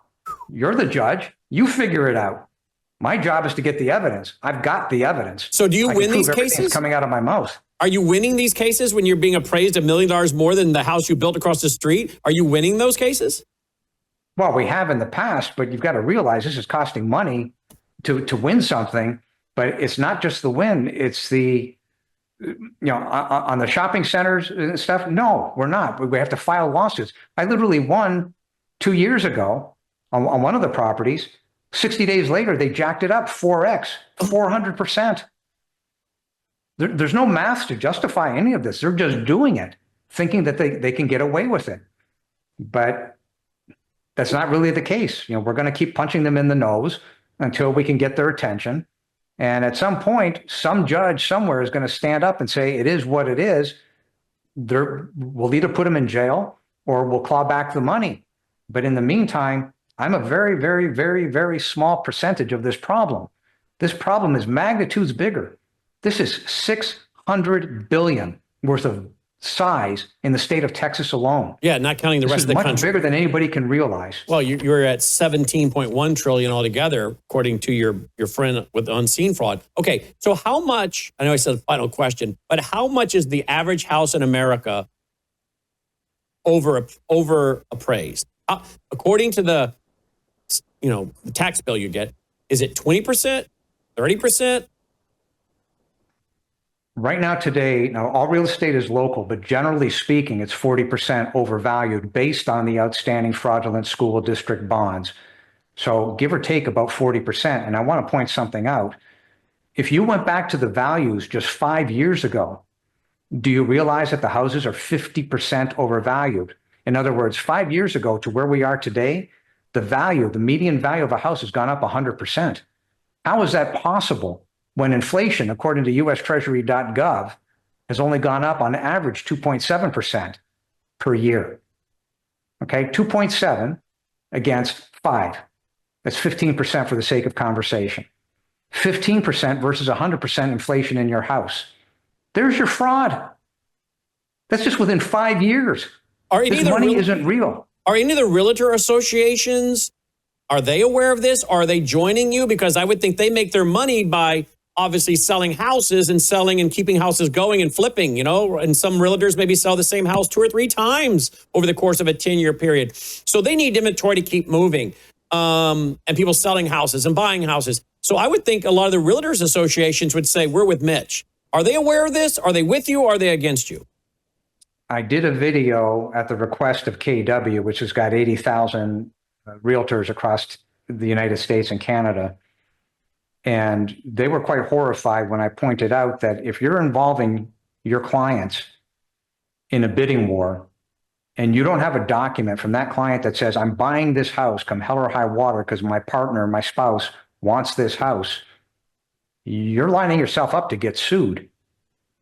Because as it turns out, 60 days later, that market on this bidding war started to crack. And that is what happened. So these realtors, well, the values have gone up, therefore my commissions, my actual net dollars are going up, but it's all based on a fraud. And then, of course, the NAR got into a lawsuit and they lost that lawsuit, which was just stupid. So it's one problem after another. If you choose to believe in the fraud, you're leading your clients down a path of destruction. That's how this is going to end up. There's no math to back any of this up. They're making these values up. And you're starting to see that in Houston. Travis Spencer found a couple of properties just recently. So a year ago, one of them was at 126. It hit the market again. It's been on the market, but it's been downvalued now to $96 a square foot in less than a year. There's another one that just came up at $86 a square foot. Well, you're getting to the point now where you're getting fairly close to land value, and that would justify a serious look at these houses to gut them, start over, and you'll still make money. Wow. That's good value for the money, but that's where this is headed. People are having to forego and give up those houses because they can't afford them. And there's no buyer sitting on their right in behind them because the cost of living, credit cards, et cetera, car payments, as that list I went through, your cost of living has gone up. Well, something has to give. What's giving is the roof over their head. Those people either had to file foreclosure and or bankruptcy and or move on to something that they could afford. Well, that's leaving a gap in the marketplace. There's no buyers coming in behind to keep the values up. The values, therefore, are going down. That was my point. What if the Fed cuts interest rates several times? Are there a bunch of people sitting on the sideline? They're going to jump in and then start buying? Not a chance. It's complete nonsense. You could drop the interest rates tomorrow to zero, and it cannot make up the delta of the cost of living. They have overinflated this financial inflation balloon so badly that all those elements I went through, the insurance, house payments, credit cards, private loans, all of those elements combined, you could drop it down to zero and it isn't going to move the needle. You will get some people that go and say, oh, I can buy a house now. But can you really, given the cost of all this other nonsense, which is fraud? Make no mistake, what the Federal Reserve has done through inflation, which they created, that's a default. That's an abject default. So you can call it whatever you want, but that's the net result. When you inflate these goods and you cause everything to go up in a person's life, and then you say, well, we're going to reduce it now. Okay, so where do all the people go that went bankrupt, that went into foreclosure? Where do they go to get their money and their life back? So are we going to be a nation of renters? And will they be able to afford to rent? If they turn it into a nation of renters, I would probably guess that you're headed back to the War of 1776. It's because it's straight up taxation without representation. That would change the entire reason why people want to go to work in the morning. And you're starting to see that now. People are saying, why should I go to work? Why should I have a job if I don't end up with any money in my pocket?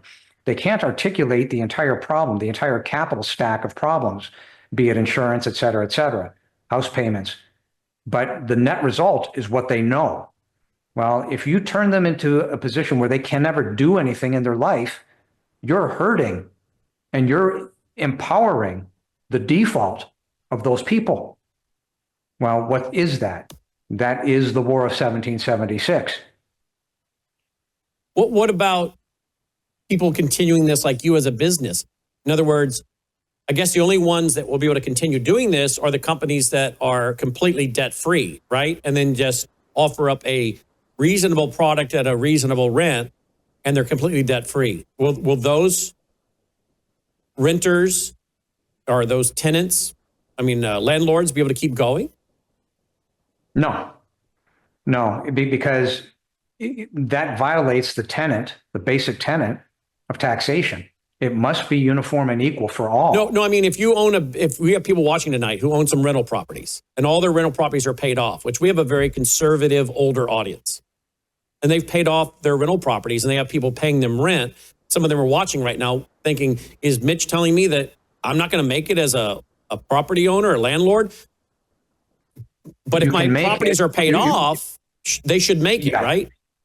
Yes, from that standpoint, you will be able to make it. But what happens, again, even though somebody is renting, they have all these other elements over their head. So what happens, financially speaking, your occupancy will stay strong because the fact that you don't have the debt gives you the advantage over somebody that does have the debt. Because you can lower your rent. Your occupancy will stay strong. But you must realize, and this is the point, all real estate and all expenses are local. Your taxes, everything is local. When you get into the subcategories of who your tenants are, how much credit card debt do those tenants have? How much insurance liability, healthcare cost? How much do they have? And to your point about the SNAP and the healthcare problems that are about to fester up in the next 2 weeks, that's going to make this situation even worse. So just because, like Mr. Hall, who has a house that's bought and paid for, doesn't mean you can end up affording it over the long haul. If those household expenses for your tenants balloons so far out of sight that they can't afford the rent, you're going to get hurt too. That's the basic tenet of taxation. It must be uniform and equal. And if it's not, you're going to have stress in the markets, whether you have debt or not. Doesn't matter. Look at this, folks. There it is. We've had it on the screen the whole time. mockingbirdproperties.com/DCAD. It is all there, highly documented. You can spend days on this website going through this information. Here's what I'd like for some of you to do. I would like for as many of you as possible to send the link of this website, mockingbirdproperty.com, mockingbirdproperties.com/DCAD. I'd like for you to send this to as many of your superintendents, county commissioners, city council members that are responsible for all this, state legislators, your state rep, state senator. Send this to them and say, and maybe go and get the link to this interview at worldviewtube.com tomorrow when it's posted, and say, what are you going to do about this?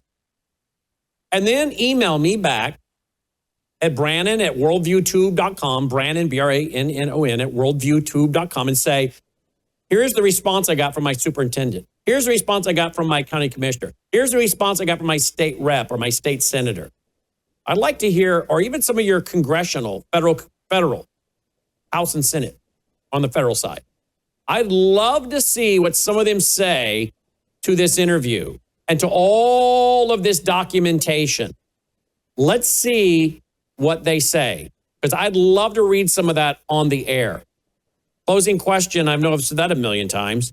What do you predict will be the response we get back from some of our audience that send that to elected officials? What will their elected officials say? These guys are crazy or what? No, they'll just simply say it's the other department's fault. Go ask them. So they'll say, go back to your school superintendent and ask it. That's what the politicians will say. So that is basically what has happened here in Texas. Nobody wants to take responsibility for their actions. And the courts have let them get away with it under the theory of sovereign immunity. But sovereign immunity does not mean that the fraud did not occur. The courts have already admitted that the fraud occurred. The problem is that they're trying to stop this from rolling forward at the ARB level, stating that the ARB is the sole determiner, except under law, the ARB can't determine fraud. They don't know that the CADs are not or using USPAT. So it's just a giant circle of complete nonsense where the courts are in fact creating systemic moral hazard. And that's the reality. And that's why so many people are going to go bankrupt. That's why the banks themselves are going to lose. You either fix this, or what happened in 2007, it's going to be a walk in the park. But it sounds like it could also tip us to civil war. Well, you start stealing people's houses. You show up in mass at a subdivision. I wouldn't want to be there. Wow. mockingbirdproperties.com/DCAD. Mitch, amazing work. You're a brave man. You're a great patriot. I thank you. My audience thanks you. I thank you for all the hard work and research that's available for people to read and do their own due diligence on. And I look forward to having you back. And I want to thank you for being, again, so generous with your time tonight. My time is nothing, but I thank you very much, because everybody has to have this exposed to them so that they understand that they themselves are in harm's way. Your family, your friends, your neighbors, everybody is in this. This affects everybody and everything. It's not just property owners. Like I said, there's 7 elements of real estate in your cappuccino in the morning. Everybody's touched by this. Mitch, thank you so much. Great. Thank you. mockingbirdproperties.com/DCAD. Folks, now we're going to go off the air tonight, and Logan will put this back up for you to watch on demand by tomorrow morning. I hope you guys will all grab this. Tweet, text, email, Facebook, Getter, Truth Social. Send it far and wide. Send it to some of your favorite talk show hosts. Ask them to get a hold of Mitch and interview him. Send it, as I said, to your elected officials at all levels, local, state, federal. Send it to some of your favorite bloggers, Substack, columnists. Say, write articles on this. let the American people know, once again, we have found where the average American, as he says, mom and pop, are being financially raped. And folks, between inflation, taxation, overtaxation, every time we turn around, the middle class, as I've been saying for years, one of my friends said this decades ago, and I love it. The middle class are like a milk cow. The middle class are a milk cow. And the elite, they milk a cow. They keep the cream for themselves. And then they give the rest to the underclass to keep voting them back in. And we're seeing that with the SNAP program, aren't we? All of these people that are coming here, and they're on the dole, they're on the SNAP, they're getting the food stamps, if you will, while you and I work. Look at this, food stamps by ethnicity. Afghan, Somali, Iraqi, Dominican, all the way down, right? We're working hard every day, playing by the rules where our government is giving away our money, taxing us to give to someone else. This is socialism. And when this all collapses, oh, you watch. The progressives will say, you see, capitalism failed. No, this is not capitalism. This is corporatism. This is communitarianism. This is big government and big business mixed together. This is the elected officials doing what Frederick Bastiat, author of the law, wrote.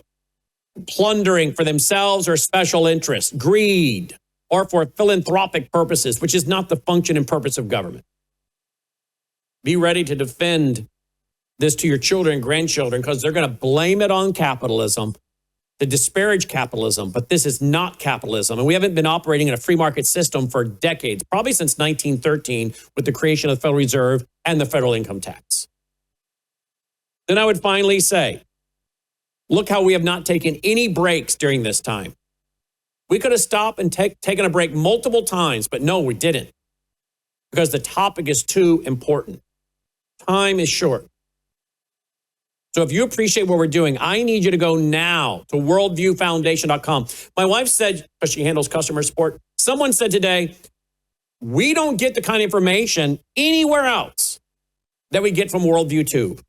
Well, folks, that's by design. That's not bragging because that's what we do, and we do that on purpose. We spend hours every day reading and studying. I'm up very early, reading, studying, watching interviews. I get off the air. I might play a round of gin, some cards with my wife to unwind, but it's not uncommon while that's playing, I have an interview going on in the room at the same time, listening to people like, well, as I did with Mitch, listening to Mitch being interviewed. The other night, I listened to 3 interviews of Mitch being interviewed. I'd never heard of this gentleman, and I was caught and snagged by this within the first couple minutes. And I couldn't go to bed till I found every interview I could find with Mitch, and then emailed him immediately. I'm constantly working and researching to cover things that are of importance to you, to me, to our children, our grandchildren, to our beloved republic. So it is not by mistake that this network, people say, gives us information we don't get anywhere else. Now, are other people covering this topic? I already named a couple of them. Chris Martinson, Daniela, and a few others. But I'm talking about in its totality. Look at all the topics we touch on.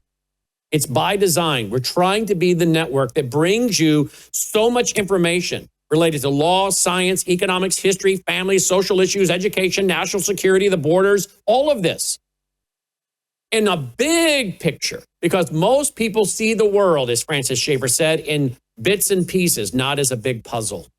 We want you to have a comprehensive world view, which means we basically have to be somewhat of experts in a big area of topics, which means we have to read and listen and study.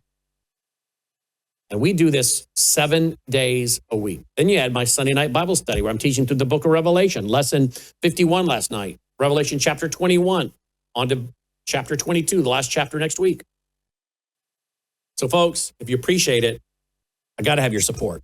I think we have proven we're worthy of that support, aren't we? So thank you to all of you that are supporting us, but I need your support now. Worldviewfoundation.com, worldviewfoundation.com. Roll the music, guys. Let's call it a night. Worldviewfoundation.com. Look, November and December, we have got to see huge into the year giving to set us up for carrying out more free programming for 2026. So much of our foundation contributions come in the last 2 months of the year. Please pray about it now, budget now, worldviewfoundation.com. You'll find our mailing address there if you prefer to support us through the mail. So next time at Brandon House, may God save America. Take care.